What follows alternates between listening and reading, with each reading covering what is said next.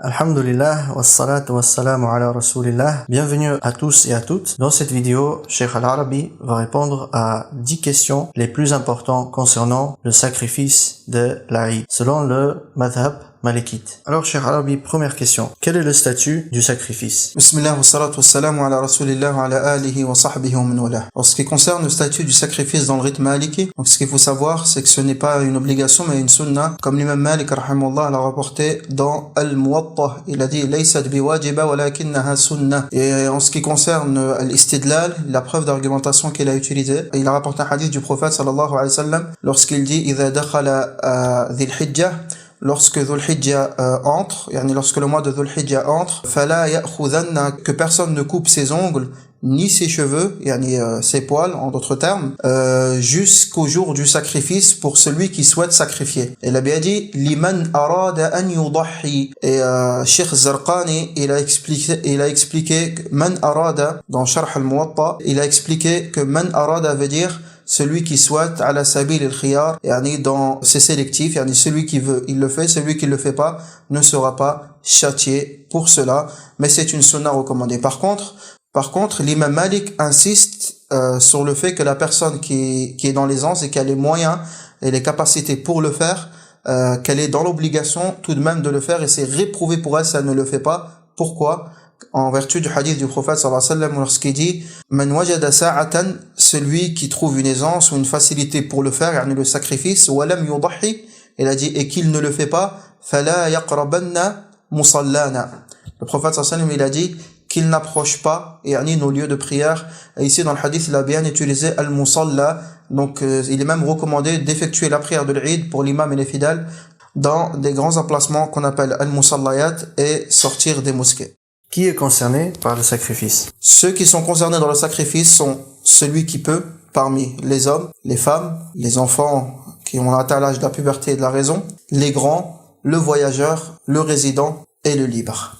Et concernant le jeune adolescent ou celui qui a atteint l'âge de la raison, bien évidemment, s'il est responsable d'une famille, il n'y a que lui qui peut le faire.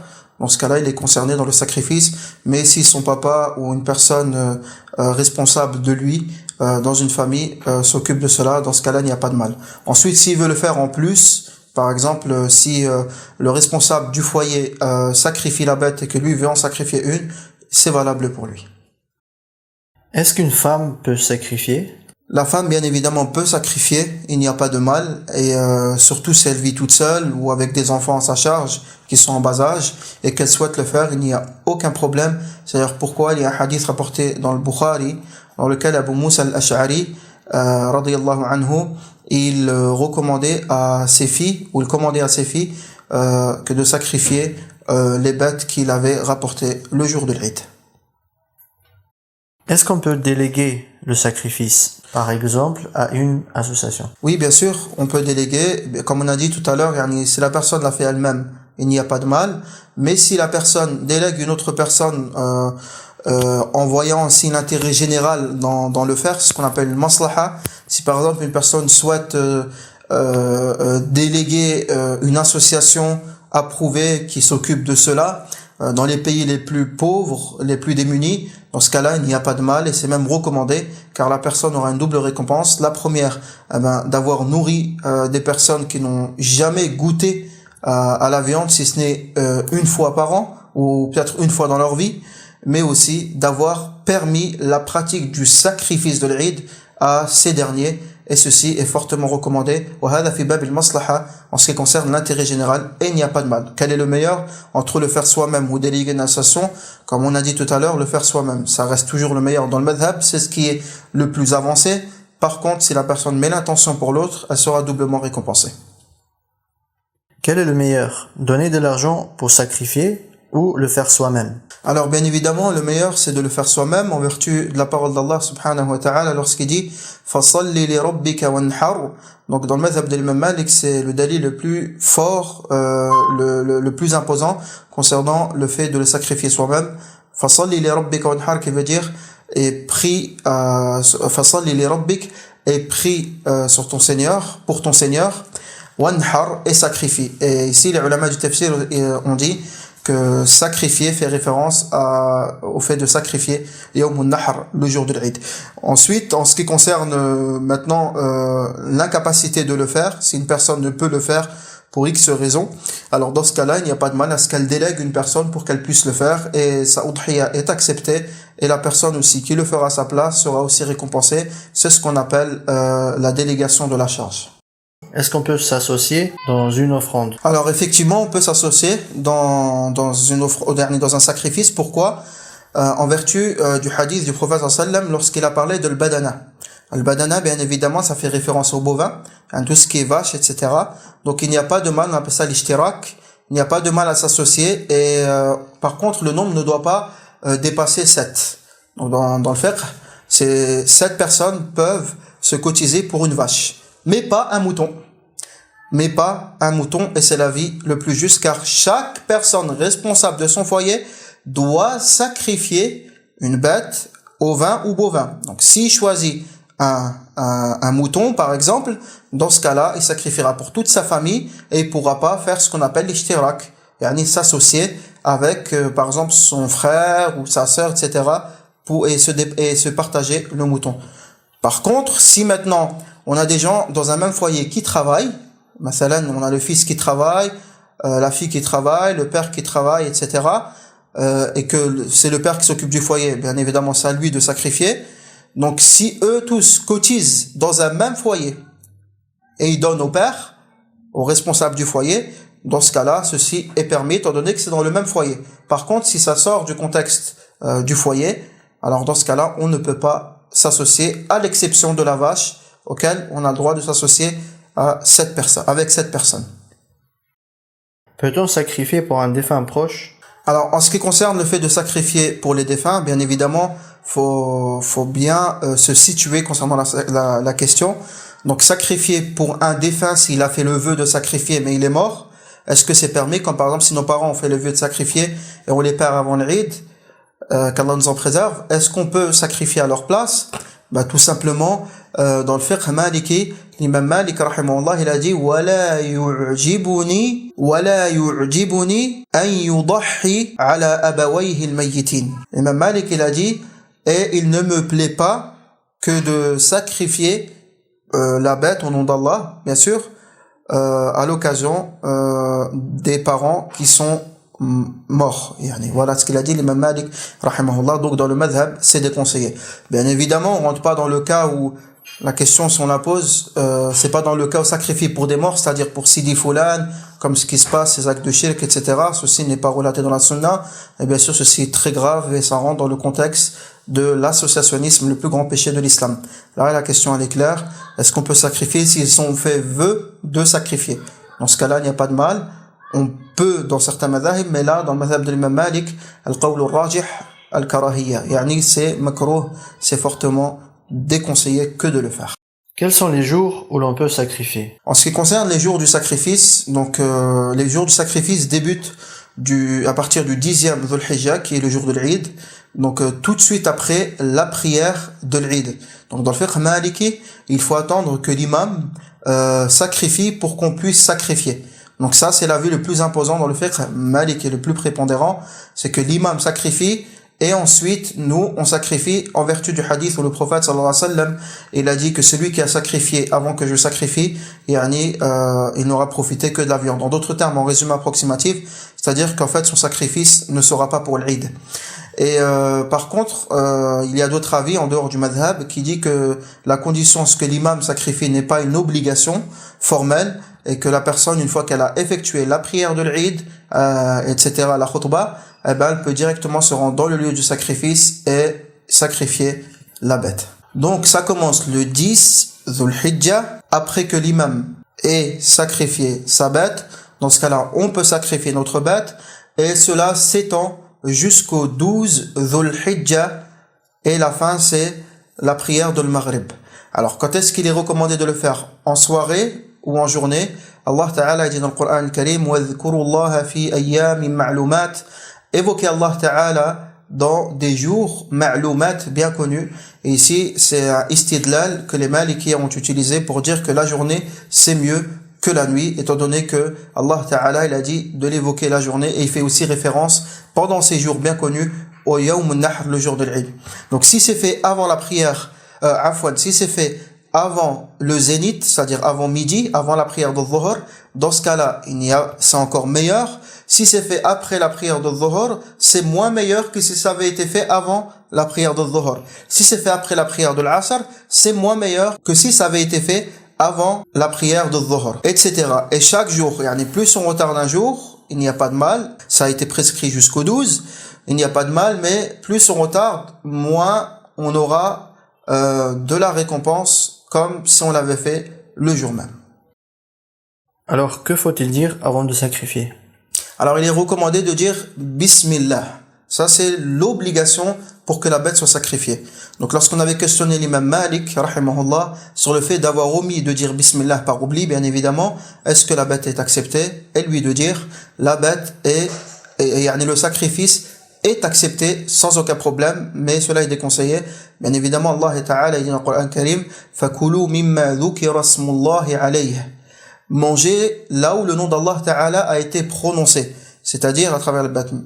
Donc ici, il n'y a pas de mal. Si la personne a omis de le dire, son sacrifice est tout de même accepté.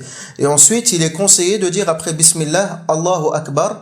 Donc Bismillah, c'est wajib, c'est obligatoire. Allahu Akbar, c'est tout simplement recommandé. On entend souvent des personnes qui disent que dire Bismillah, Allahu Akbar, c'est l'obligation. Ceci, il n'y a pas de preuve en cela. Donc Bismillah, c'est recommandé. Bismillah, c'est obligatoire. Allahu Akbar, c'est recommandé. Quelles sont les conditions du sacrifice et les conditions de la bête? En ce qui concerne les conditions du sacrifice, le prophète Muhammad sallallahu alayhi wa sallam nous a donné des éléments bien précis. Tout d'abord, bien évidemment, comme on l'a dit tout à l'heure, dire Bismillah et le faire suivre d'Allahu Akbar de préférence, bien aiguiser le couteau et que le couteau passe et sectionne les deux veines ainsi que la trachée. À partir de là, la bête est, alhamdulillah, validée dans la sunna. En ce qui concerne les conditions, ça c'est les conditions de celui qui sacrifie. Et on a les conditions de la bête qui est sacrifiée. Alors parmi les conditions de la bête qui est sacrifiée, il faut impérativement que la bête soit exempte de plusieurs défauts. Le premier, al-ajfa, comme il a été rapporté dans le hadith. Il y a un hadith où le prophète sallallahu alayhi wa sallam, il cite 4 défauts. Et dans le fiqh maliki, donc il y a eu et dans le fiqh maliki, on a plusieurs défauts qui sont relatés en détail. En plus du hadith, et se sont appuyés sur plusieurs hadiths pour citer d'autres défauts auxquels on n'a pas le droit de sacrifier si la bête les possède. Parmi ces défauts-là, on a al-ajfa. Al-ajfa, c'est la bête qui ne possède pas assez de graisse dans les os, qui ne possède pas de graisse dans les os. Mais aussi, les ulama, ils ont dit la mukha. Donc, elle n'a pas de mukha, elle n'a pas de moelle osseuse à l'intérieur des os. Ensuite, on a al-arja. Al-arja, c'est la bête qui a un défaut au niveau du pied. Soit elle est sectionnée du pied directement, ou soit elle est boiteuse ou autre. Lorsqu'elle a un défaut, on dit que c'est al-maqtu' al-rijl, celle qui a une patte qui est fissurée ou cassée ou autre. Ensuite, on a al-marida, donc celle qui est malade d'une maladie plus ou moins grave, mais celle qui est malade d'une maladie pas trop grave, telle qu'une grippe saisonnière ou autre, ou tant que ça n'affecte pas la viande, etc., quelque chose de léger, dans ce cas-là, il n'y a pas de mal. Mais si c'est une maladie qui est grave, par exemple, la bête, elle tousse tout le temps, ou la bête, elle a de sérieux problèmes au niveau du sang, des os, etc., ou une maladie apparente, dans ce cas-là, on n'a pas le droit de la sélectionner. Ensuite, on a al-junun. Al-junun, c'est la bête, on va dire, plus ou moins aliénée mentalement. C'est la bête, bien sûr, faut pas. Souvent, on retrouve des bêtes, des moutons qui savent que lorsqu'ils vont être sacrifiés, ils courent partout. Il y en a, ils se frappent contre le mur, etc. Dans ce cas-là, celle-là n'est pas concernée si elle le fait par peur ou par stress. Mais une bête qui tous les jours montre un déficit mental, soit elle frappe tout le temps ses cornes contre le mur, elle s'attaque à d'autres bêtes, vraiment elle est aliénée mentalement. Celle-là, dans ce cas-là, on n'a pas le droit de la sélectionner aussi. Ensuite, on a al-awra. Al-awra, c'est celle qui ne voit pas ou ne voit que d'un seul œil, c'est-à-dire celle qui est borgne, qui ne voit que d'un seul œil. Et on a aussi al-amya, c'est celle qui ne voit pas des deux yeux, c'est-à-dire qui ne voit absolument pas. Donc ces deux-là, on n'a pas le droit de les sélectionner.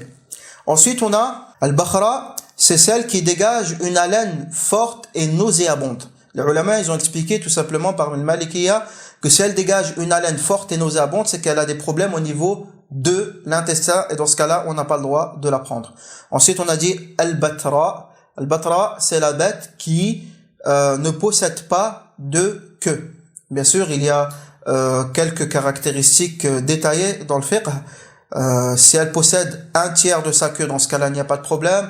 Ou si elle possède une partie de sa queue, c'est divergent en cela. Mais si elle ne possède pas du tout de queue alors qu'elle est née avec une queue, soit suite à une maladie, elle est tombée, la queue, il y a eu un problème, un déficit au niveau de l'organisme, etc. Dans ce cas-là, on n'a pas le droit de sélectionner aussi cette bête.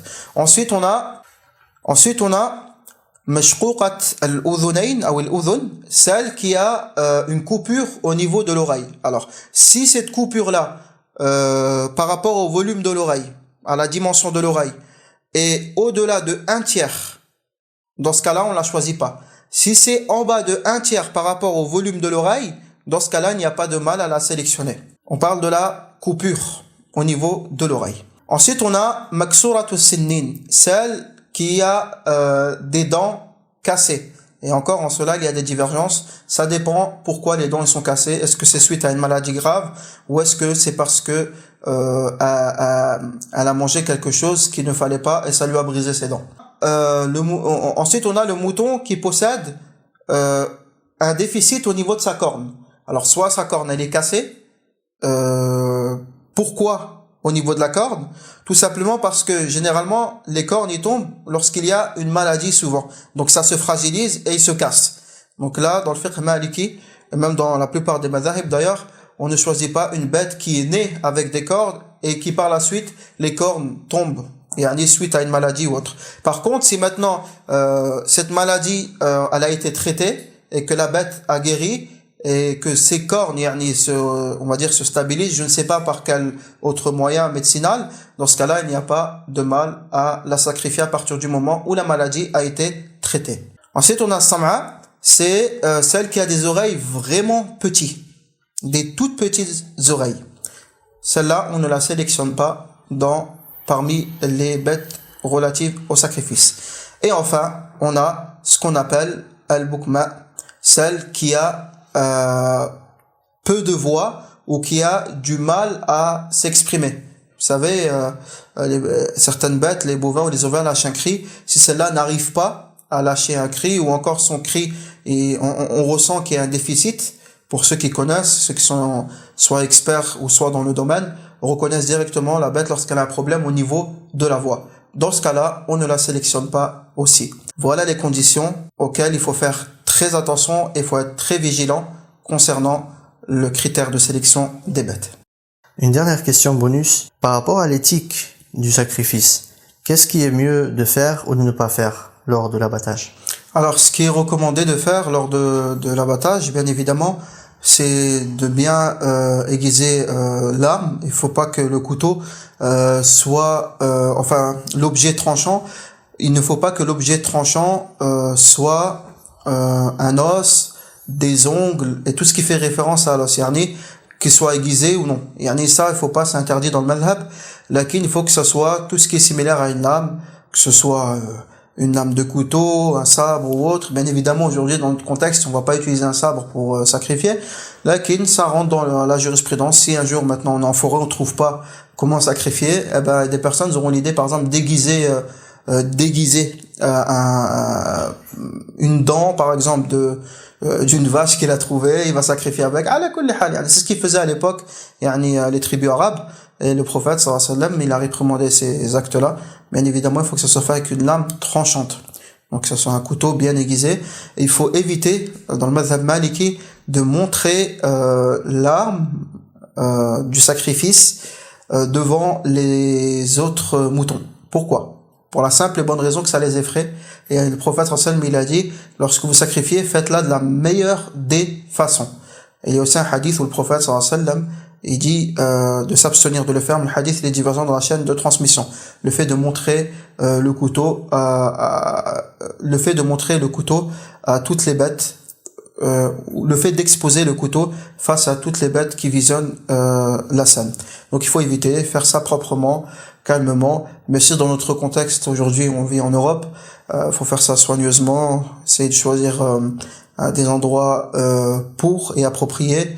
Il y a des abattoirs mobiles, alhamdoulilah, qui se font, et faut que tout soit fait dans les règles de l'hygiène islamique, c'est-à-dire que bien respecter le temps, bien prononcer tasmiya, c'est pas dire bismillah avant de sacrifier. Et si une personne par exemple elle a été chargée de sacrifier, eh ben de mettre l'intention, et bien sûr c'est pour Allah, que l'intention de cette délégation de l'autre personne, c'est-à-dire de dire voilà, telle et telle personne m'a délégué de sacrifier, donc au nom d'Allah je sacrifie, bismillah, Allahu Akbar. Voilà, il n'y a pas de problème, même cette formulation elle est bonne. Wallahu ta'ala a'lam. Jazakallahu khairan pour ces réponses. Wa iyyakum. Barakallahu fikum d'avoir écouté, d'avoir regardé. Très bientôt sur Jannah TV. Assalamu alaikum wa rahmatullahi wa barakatuh. Wa alaykum assalam wa rahmatullahi wa barakatuh.